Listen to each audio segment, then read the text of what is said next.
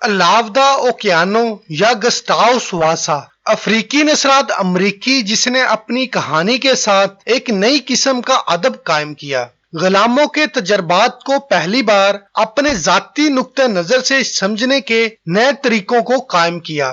1799 میں ایک درمیانی عمر کے شخص نے ایک شخص کے تجربات کے بارے میں ایک کتاب شائع کی جو افریقہ سے اغوا کیا گیا تھا، جسے ایک شخص نے دوسرے شخص کو فروخت کر دیا تھا۔ اسے ہر طرح کی خلاف ورزیوں کا سامنا کرنا پڑا اور اس کے ساتھ ہی وہ مواقع میسر آئے جس کی وجہ سے اس نے اپنی آزادی خرید لی اور غلاموں کی آزادی کا مطالبہ کیا۔ یہ شخص الاودا اوکیانو یا گسٹاؤس واسا افریقی نژاد برطانوی تھا جس نے اپنی کہانی کے ساتھ ایک نئے قسم کا ادب، غلاموں کے تجربات کو اپنے ذاتی نقطہ نظر سے سمجھنے کے نئے طریقوں کو قائم کیا۔ انہوں نے ایسے الفاظ کے ساتھ لکھا جن کو معاشرہ سننا اور تسلیم نہیں کرنا چاہتا تھا، لہذا ان الفاظ کا اثر زیادہ تکلیف دہ اور اثر انگیز تھا۔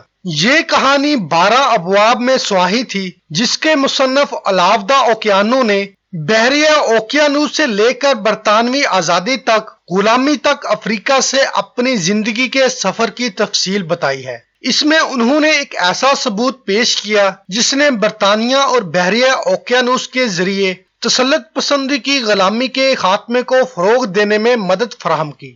لیکن ان کی موت کے بعد اوکیانو کی پیدائش اس کی کہانی کے مطابق 1745 میں اگیبو کمیونٹی جو اب نائجیریا میں ہے۔ اس کا خاندان ایک طاقتور اور بااثر تھا کیونکہ اس کے والد ایک سیاسی رہنما تھے، لیکن اس معاملے نے اوکیانو کے اغوا ہونے اور غلامی کے ساتھ اپنا سفر شروع کرنے سے نہیں بچایا۔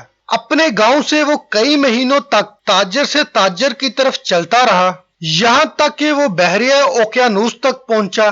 اسے مغربی شمالی بحیرہ اوقیانوس کے جزیرے بارباڈوس جانے والے جہاز میں فروخت کیا گیا تھا۔ اس وقت اس کی عمر تقریباً 11 سال تھی اور اوکیانو نے بتایا کہ کس طرح اس تجربے نے اسے اپنے افریقی رنگ اور اصلیت پر خوف اور کنفیوژن سے بھر دیا، اور جہاز پر سوار افریقیوں کو کتنے ظلم و زیادتی کا نشانہ بنایا گیا۔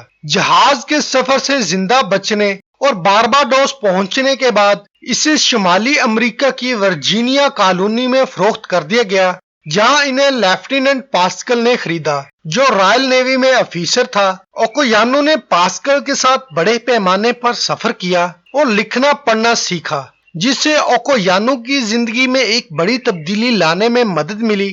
اگر اسے کھیت پر کام کرنے والے غلام کے طور پر فروخت کیا جاتا تو ایسا نہیں ہوتا۔ ابتدائی تعلیم اور سمندری سفر کا تجربہ جو اوکیانو نے پاسکل کے ساتھ 8 سالوں تک حاصل کیا، اس نے اس کی زندگی کو اس سے بہتر بنایا کہ اسے کھیت میں تجربہ ہوگا، اور یہ پاسکل ہی تھا جس نے اوکیانو کو گسٹاؤس واسا کے نام سے پکارا۔ اوکیانو ایک کپتان سے دوسرے کپتان کی طرف چلتا رہا، چونکہ پاسکل نے اسے لندن میں جہاز کے ایک کپتان کے پاس فروخت کر دیا اور کپتان نے اسے رابرٹ کنگ نامی ایک مرچنٹ کو فروخت کر دیا، جس نے دیکھا کہ اوکیانو کی مہارت نے اسے مرچنٹ کی حیثیت سے کام کرنے کا اہل بنا دیا۔ کھیتوں کی بجائے اسے مارکیٹنگ میں ڈالنے کے بعد اوکیانو کافی بچت جمع کرنے میں کامیاب رہا اور رابرٹ کنگ کے غلام کی حیثیت سے 3 سال بعد کنگ نے اسے 1766 میں اسے اپنی آزادی خریدنے کی اجازت دے دی۔ اوکیانو نے اپنی غلام ڈائریوں کو لکھنا جاری رکھا جو کم از کم 17 ایڈیشن میں چھپی تھیں، نیز متعدد ترجمے بھی کیے گئے تھے۔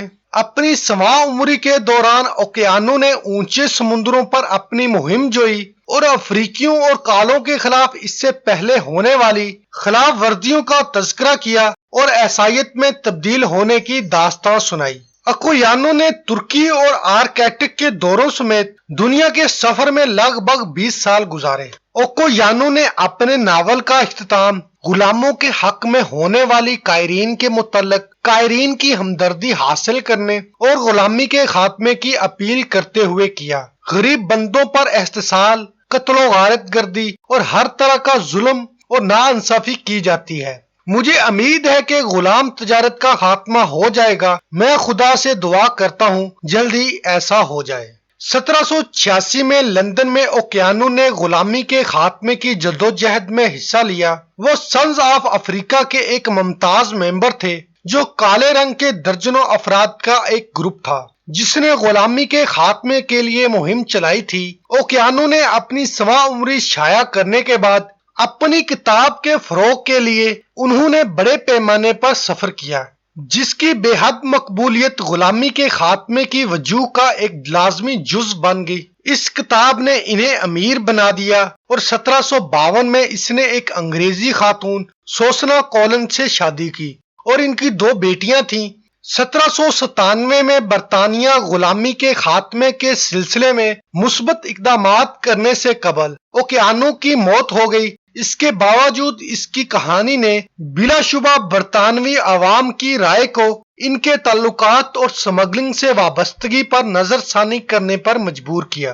1798 سے 1827 کے درمیان اوکیانو کی وفات کے بعد ان کی سواں عمری کی مقبولیت میں اضافہ ہوا اور بعد میں غلاموں کی زندگی لکھنے کے لیے ایک نیا ادبی سانچہ بنانے میں ایک بااثر کام بن گیا۔ پھر افریقی ادب کی تعلیم میں بھی یہ ایک اہم عبارت بن گیا۔ 21ویں صدی کے اختتام پر نئی دریافت شدہ دستاویزات سے یہ معلوم ہوتا ہے اوکیانو شمالی امریکہ میں پیدا ہوا تھا۔